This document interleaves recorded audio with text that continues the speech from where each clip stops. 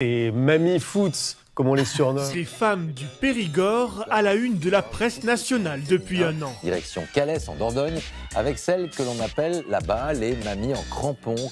À la télé ou sur les réseaux sociaux, ces sexagénaires racontent l'histoire de leur club de foot. Nous étions les premiers à les mettre en avant l'an dernier. Aujourd'hui, leur petite célébrité leur permet de mettre en avant leur passion. On est quand même surprise un peu de l'ampleur que ça prend, mais on trouve ça quand même joyeux. Moi, quand je vois les reportages, je trouve que ça dégage une belle ambiance et ça fait plaisir. Ça fait plaisir à voir parce que la raison pour laquelle on a cette célébrité, c'est pour des valeurs de joie, d'espoir, de convivialité, donc des choses qui nous tiennent fort à cœur. Une aventure qui a commencé avec 8 joueuses.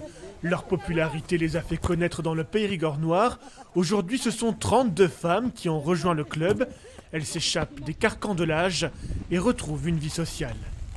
Les émotions que ça évoque dans notre corps, en fait, c'est ça qui fait le succès. Parce qu'on retrouve vraiment des sentiments de jeunesse, de liberté. En cours, là, ce soir, il fait nuit, il pleut, il y a du vent. Ce sont des sensations qu'on ne connaissait plus parce qu'on était dans nos cuisines ou on était dans notre canapé en train de regarder la télé. Un parcours sportif qui les mènera en Afrique du Sud pour la Coupe du Monde de football des grands-mères en avril prochain.